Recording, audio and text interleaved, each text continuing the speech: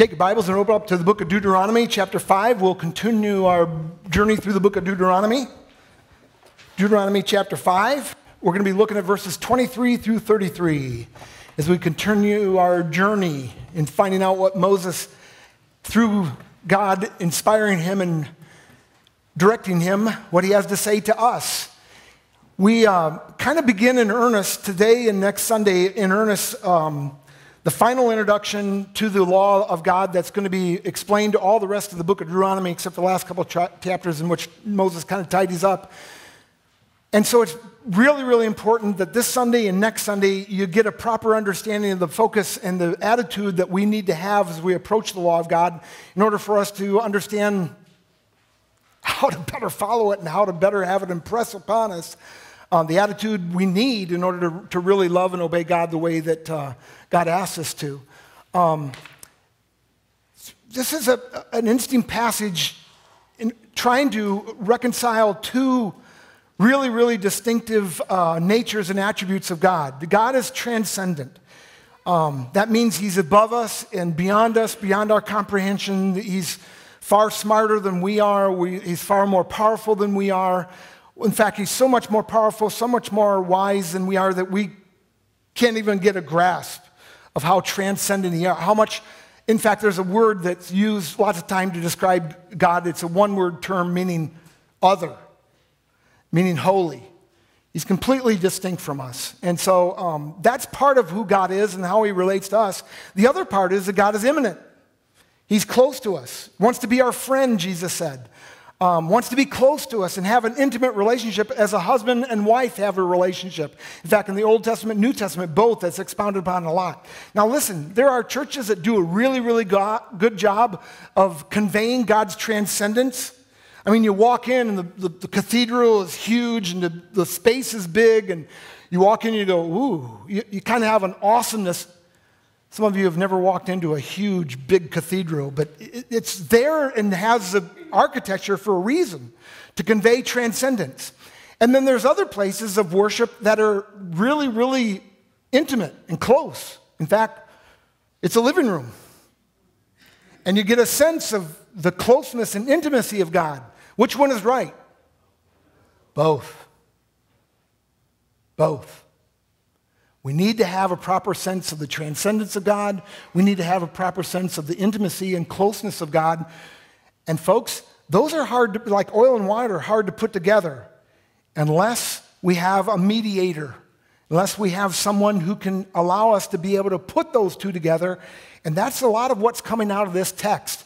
And that's a lot of what you're going to pay me the big bucks this week to be able to communicate is how we need to understand that in order to have a proper understanding of the law of God as we continue through the book of Deuteronomy. So listen carefully as Buddy Briggs comes and read to you Deuteronomy chapter 5, verses 23 through 33, and look for those aspects, because we'll be talking about them later.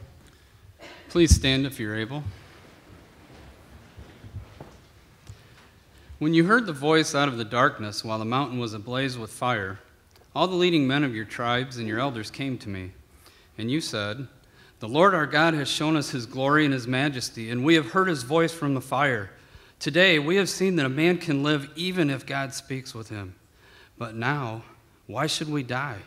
This great fire will consume us, and we will die if we hear the voice of the Lord our God any longer. For what mortal man has ever heard the voice of the living God speaking out of the fire as we have and survived?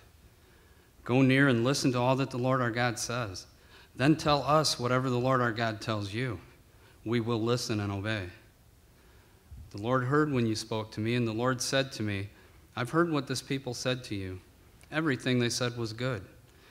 Oh, that their hearts would be inclined to fear me and keep my commands always, so that it might go well with them and their children forever. Go, tell them to return to their tents. But you stay here with me, so that I may give you all the commands, decrees, and laws you are to teach them to follow in the land I am giving them to possess. So be careful to do what the Lord your God has commanded you. Do not turn aside to the right or to the left.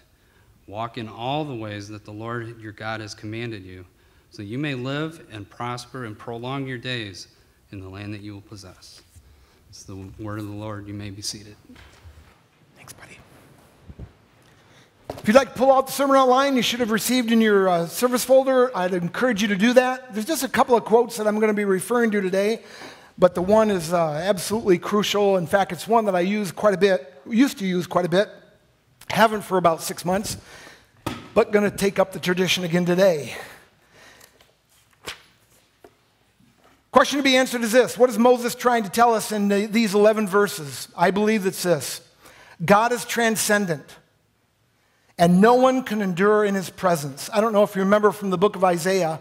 In Isaiah chapter 6, Isaiah has a direct experience with the God of the universe and comes into his presence and sees God in the Holy of Holies.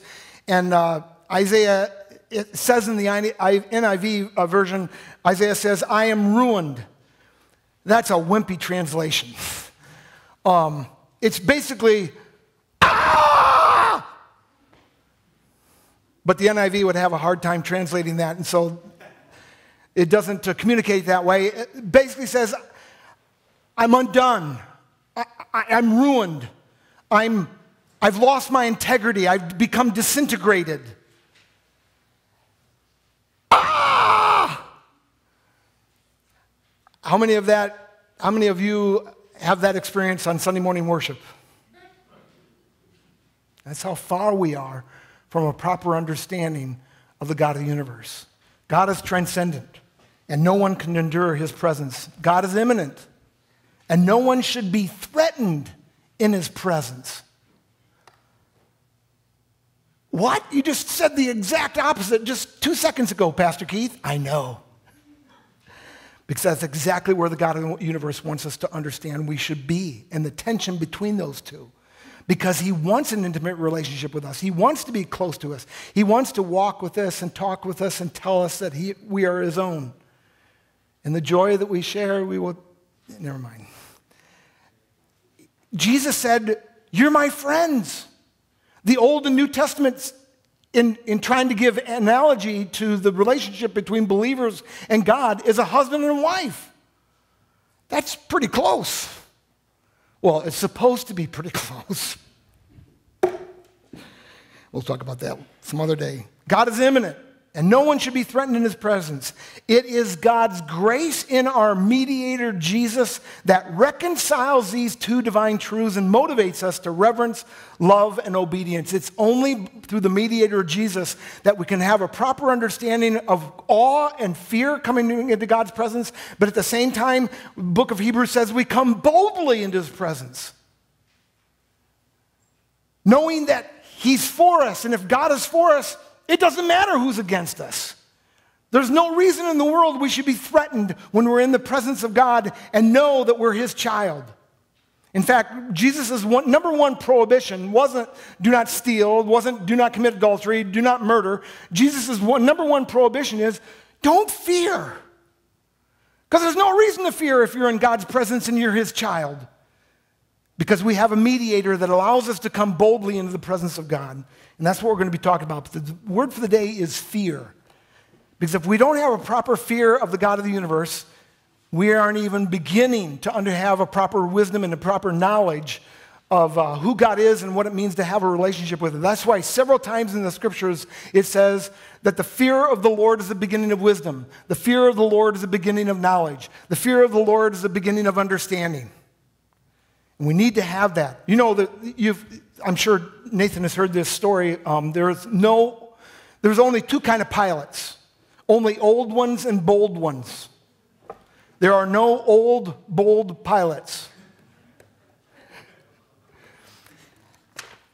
I'm not a pilot, but I know of one who is very bold, and his life is hanging by a thread every time he goes up in the air. I can't believe he's still alive, actually. The same is true of electricity.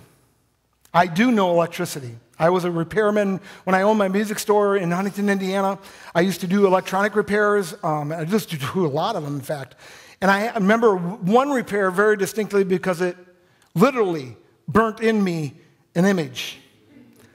I was working with an orange amplifier. I don't know if you know it or not, but back in the 70s, a lot of British bands used these amplifiers. They were made in Britain, and they had a plate voltage of 880 volts. Most American tube amplifiers had only a 440 volt plate voltage. These were British, and they had a 880 plate voltage, and it had a problem with DC coming back into the plates. And you don't know about that. It wasn't working. And so I had the probes, and number one thing when you're working with high voltage, you're supposed to keep one arm behind your back. Well, that was my first mistake. The second mistake was I had the probe in my right hand, and I didn't know that I actually didn't have it on the insulator. I actually was holding it on the metal. And I grabbed a hold of the chassis because as I was probing it, the chassis kept rocking. Instead of clamping it and doing it like I should have, I went ahead and grabbed the chassis thinking that I was on the insulator and that I was going to be fine, but I wasn't. I was over the insulator and actually was making a direct contact with the chassis and the 880 plate voltage. So I was touching 880 volts. And I remained touching 880 volts. And I remember thinking, I can't say, my wife was in the front of the store, and I'm in the back doing these repairs. I remember I can't say a word. I can't lift my hands up. I'm watching the smoke come off my fingers. And I'm just frozen. And I don't know how long it was. It probably was only 2 or 3 seconds, but it seemed like years. But I remember watching my hands raise up. And I'm thinking, yes, I'm going to live. I'd blown a fuse. I learned a new proper reverence and awe for electricity. One that you don't forget, because if you forget it and take it for granted, it'll kill you. My brother-in-law was killed that way. He was working on a machine was it M&M Mars, baby, in Tennessee? For one company in Tennessee. And he had thought that his coworker had turned the power off to this machine. And he was approaching it on his knees instead of insulated shoes and was working on the machine thinking that the power was off, and it wasn't, and electrocuted him and killed him. Now, why am I saying all this? You need to have the same reverence and awe for the God of the universe. If you take him for granted and treat him casually, he will kill you. But electricity can also be our friend and can be a great help. But you must treat it with reverence and awe. A lot of you are looking, God's like that? That's exactly what this text is trying to communicate to us. He wants to be our friend. He wants to be our helper. He wants to provide and protect for us. But he can't if we don't have a proper regard for him. Okay, so here we go. What is Moses trying to tell us in these 11 verses? And by the way, before I forget, this is going to go really fast. In about 10 to noon, you're going to think, we're going to get out early. Please do not be deceived. I want to spend a little more time, even after I've given you the so what at the end of the message. I want to give you some time to reflect, especially on a passage from Proverbs that I'm not sure many of you have put in connection with Deuteronomy 5. But in my mind, it's the quintessential text we need to make this connection with. Okay? So please, don't wrap up your sermon outline and shut your brain down. I'll come and get you. What is Moses trying to tell us in these 11 verses? We fear God because he is transcendent, perfect, and holy, and no one should be able to exist in his presence.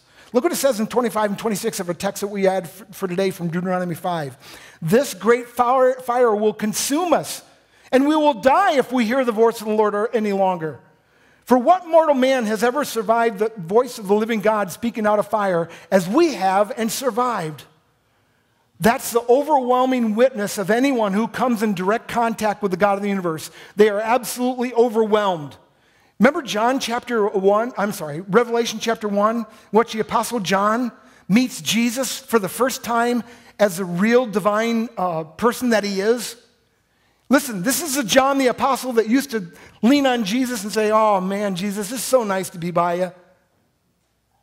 John in Revelation chapter 1 sees Jesus for the first time unveiled in all of his awesomeness as God. And what does he do? He falls down as if he was dead. He becomes just like Isaiah, undone. He becomes absolutely overwhelmed with, this is the same Jesus he was to walk with and talk with and listen to him and lean on his... Because John, for the first time in his life, really understood who Jesus was. There was a guy one time who was climbing a peak in the Alps mountains, and there was a guide in front of him and a guide behind him to make sure that he was safe because it was a treacherous path that they had to go in order to get to the top of the mountains. And when we got to the very top, the guide wanted this novice to be able to be the first one to be able to see this awesome view for the top of the mountain. And the guy climbed up the top of the mountain and got ready to stand up, and the guy says, no, in this position, in this place, on your knees is the only appropriate position you can have. Because of the winds and the things that would come across, it could blow you right off the mountain. It was there 25,000 feet. It could easily take them away. Folks, on your knees is the only proper position we should have before the God of the universe. And as 21st century Americans, that doesn't even register with us. But it needs to be part of our thinking, part of our vocabulary, part of our realizing. Have you ever come into something that's just really big and awesome? We have a phrase that we use, scary good, or scary powerful, or scary smart. I heard from the first service, after the first service, see people saying, when we went to see the Ark down in Kentucky, when we turned around and there it was, all 400 and some feet of it, 70 feet in the air, all made out of wood, it was scary how big it was and how awesome it was.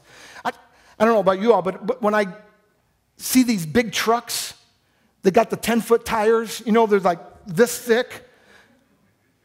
Oh, doesn't it spark something inside of you? You ever gone to the Grand Canyon and look out and go, oh, what's it doing? It's impressing upon you worship because just of its awesomeness. That's what we need to have every Sunday morning when we come here. And folks, I'll be the first to admit, sometimes I'm not there. And I'm supposed to be the worship leader. We need to be reminded, we need to keep our focus on the God of the universe too. What is Moses trying to tell us here in these 11 verses? We fear God because God is immanent, and we need not be threatened in his presence. 23 and 24, when you heard the voice out of the darkness while the mountain was ablaze with fire, all the leading men of your tribe and your elders came to me, and you said, the Lord your God has shown us his glory and his majesty, and we have heard his voice in the fire. Today we have seen that a man can live even if God speaks with him. And he wants us to have even a more intimate relationship with him. And I'm going to go ahead and go to point 3, even though you're still writing in point 2, because 3, what is Moses trying to tell us in these 11 verses? We feared God because he has provided a mediator who reconciles these two divine truths, that God is transcendent and that nobody can survive in his presence, and that God is immanent and he wants to be close to us like a husband and wife close. And he's provided a mediator to make that possible. Look what it says in verses 27 through 29. Listen carefully. Go near and listen to all the Lord our God says. Then tell us whatever the Lord our God tells you, and we will listen and obey. The people of Israel go to Moses and say, Moses, we don't want to go any longer in God's presence. You go for us. If somebody's going to get toast, have it be you. And then you tell us what God says, and we'll listen and obey. Verse 28, the Lord heard you when you spoke to me, and the Lord said to me, I have heard what this people said to you. Listen carefully. Everything they said was good. The God of the universe is pleased as punch when we recognize that we can't come before him and have an intimate relationship with him without a mediator. He wants us to never forget the only way we can come into his presence, the only way we can have the intimate relationship with him is with a mediator. Because, folks, that drives us to Jesus. And that's what pleases God more than anything, is when we recognize our desperate need for Jesus. He goes on, "Oh, that their hearts would be inclined to fear me and keep all my commands always, so that it might go well with them and their children forever." We need to constantly be reminded of God's awesomeness, his transcendence, and have a proper awe and reverence for him, but also be reminded that he wants an intimate, close relationship with us that can only be established by a mediator. That's why I really like the Heidelberg Catechism, because in questions 13 through 19, the Heidelberg Catechism goes step by step about how we desperately need a mediator, and how Jesus is the only one that can satisfy the requirements of God. And by the way, if you look in your sermon outline, on the bottom, it says, for additional sermon notes, see our website. This Heidelberg Catechism, questions 13 through 19, are part of those sermon notes. This is just a cheap edited version. You get the full-blown stuff if you go online, which is 3 times more, probably about 3 times more than this online if you want to research that. I just don't want to make this a multi-page volume, and so that's why you only get the cheap version. But this is the best. Okay, here we go, worship point. And again, I'm warning you, we're not done yet. Worship the awesome God of the universe, who spoke the galaxies into existence with the word of his mouth and yet was willing to provide us with a mediator.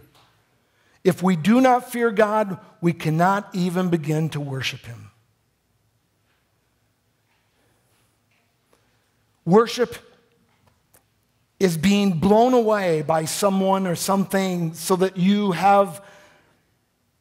want to give praise and want to give expression of your appreciation for their awesomeness, for this.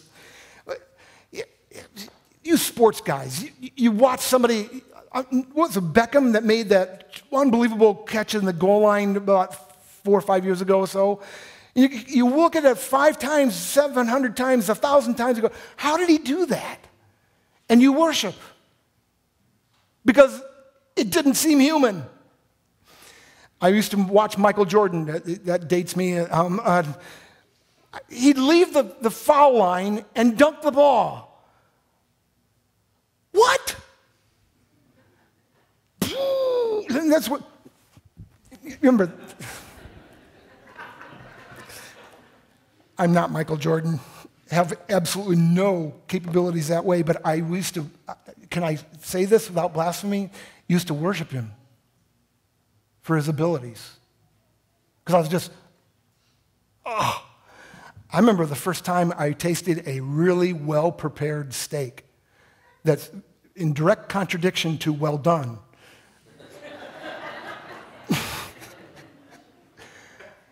I worshiped.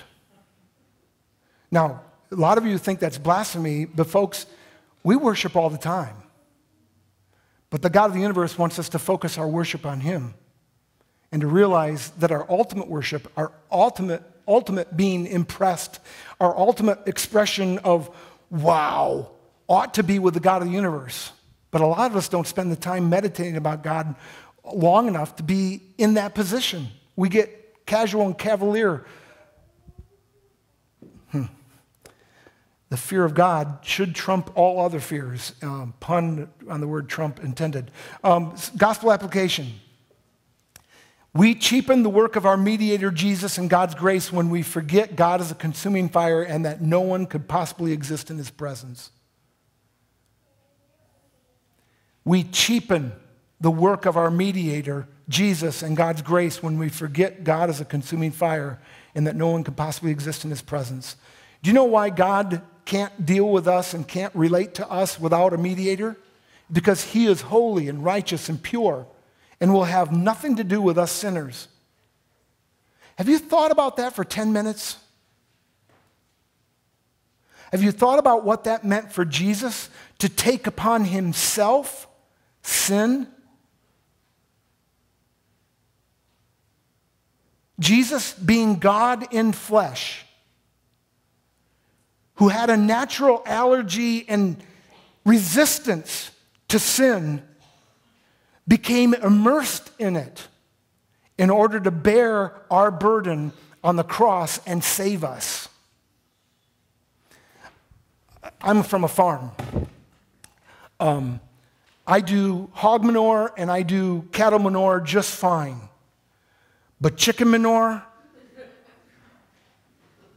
and I married my wife and she was in charge of 7,000 chickens? 7,000 chickens.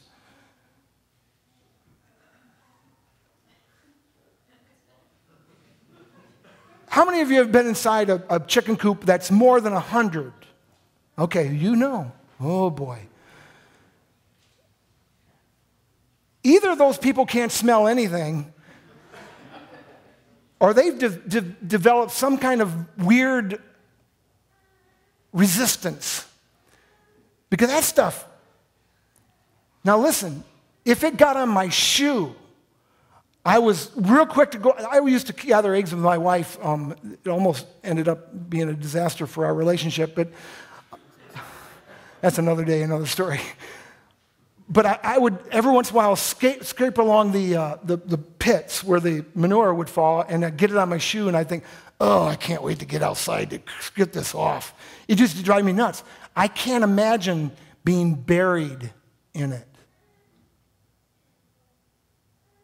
I have a natural resistance and allergy to chicken manure. Jesus has a natural resistance and allergy towards sin, being God, and yet he was willing to be covered for us in order to redeem us. Have you thought about that?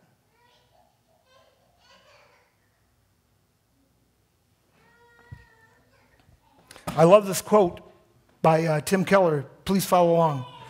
If you don't see the absolute holiness of God, the magnitude of your debt, if you don't see the categorical necessity of God's just punishment of your sin, and therefore the utter hopelessness of your condition, then the knowledge of your pardon and deliverance will not be amazing and electrifying. And folks, a lot of our worship is not amazing and electrifying because we don't have a proper understanding of God's holiness. We don't have a proper understanding of our debt before God that we can't pay on our own. We don't have a proper understanding of what it takes to pay that debt and what God had to do in order for you to have that debt relieved. I told you before, but I'm going to keep telling you 1,000 times. It'd be the same thing as if I went on vacation and I came home and the people that were watching my mail for me said, oh, by the way, I saw you had a bill in your mailbox. I paid that for you. And I could say, how do I begin to say thank you? Because I don't even know what the debt was. It might be a postage due, which was 51 cents, or however much it is. Or it might have been an IRS IRS bill that I didn't even know about that was for $250,000. And I was completely unaware of it, but my neighbor that was taking care of my mail, and Nick's going to be taking care of my mail, so Nick, just inspiring you. Here's a person taking care of my mail, and they saw the debt that I had for $250,000, and they paid it. Listen, oh, thanks a lot is not enough. Now, thanks a lot is enough for a postage due. Thanks. I appreciate you doing that for me. But for a $250,000 debt, thanks a lot doesn't even cut it. Folks, most of us say to the God of the universe, oh, thanks a lot. Because we don't understand our debt. Good news can only become great news in the context of really, really bad news. And the good news of the gospel that Jesus has immersed himself in our sin to save us becomes really, really great news when you realize that if he didn't do it, you'd spend eternity in hell.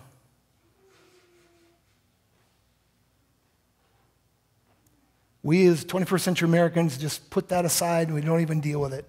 And it cheapens the gospel. It cheapens our understanding of what Jesus was willing to do for us. This week I came to an understanding of the verse of Amazing Grace in a new way that I'd never seen before. Listen to this. 'Twas grace that taught my heart to fear. What? Really? It takes grace to teach? Yes. And if your heart hasn't been properly instructed in fear, it's not been properly instructed in how to worship. You're clueless about God's holiness and his reverence. You're clueless about what it took for Jesus to redeem us. 'Twas grace that taught my heart to fear, and grace my fears relieved. How precious did that grace appear the hour I first believed. Spiritual challenge: never forget God is a consuming fire, but also never forget God's desire to prosper you and to have an intimate relationship with you that is only possible because of the work of Jesus.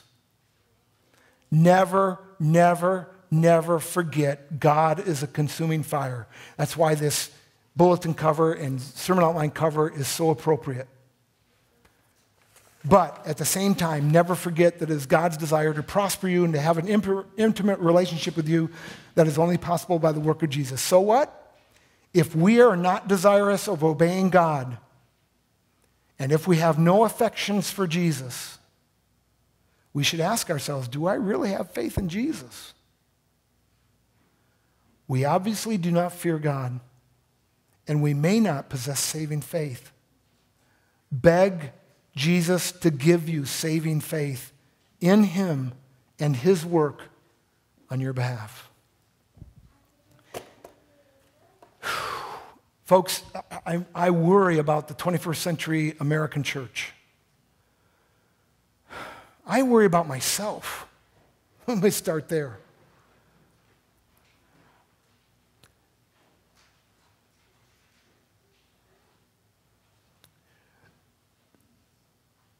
The gospel should be bigger to us than what it is. It should have much more fear and awe and reverence. And it should have much more joy and ecstasy than what it does. We live in this narrow middle. That isn't really worship. The God of the universe wants our lives to be bigger, to be broader, to be more massive, to be more fearful and joyful all at the same time. And this is where I think Proverbs helps us. I'd like to read from Proverbs chapter 1, verses 20 through chapter 2, verse 5. And I want you to think of it as a seamless message, because it is. The original book of Proverbs was uttered by the author without chapter breaks. And so in the original, they would have read it as one line. Listen what wisdom cries aloud in the streets. Proverbs 1, verse 20. Wisdom calls aloud in the streets. She raises her voice in the public squares, and at the head of the noisy streets she cries out. At the gateways of the city she makes her speech. How long will you simple ones love your simple ways? How long will mockers delight in mockery and fools hate knowledge? If you had responded to my rebuke, I would have poured out my heart to you and made my thoughts known to you. But since you have rejected me when I called and no one gave heed when I stretched out my hand, since you ignored all my advice and would not accept my rebuke, I in turn will laugh at your disaster. I will mock when calamity overtakes you. When calamity overtakes you like a storm, when disaster sweeps over you like a whirlwind, when distress and trouble overwhelm you. Then they will call to me, but I will not answer. They will look for me, but they will not find me. Since they hated knowledge and did not choose to fear the Lord. Since they would not accept my advice and spurn my rebuke, they will eat the fruit of their ways and be filled with the fruit of their schemes.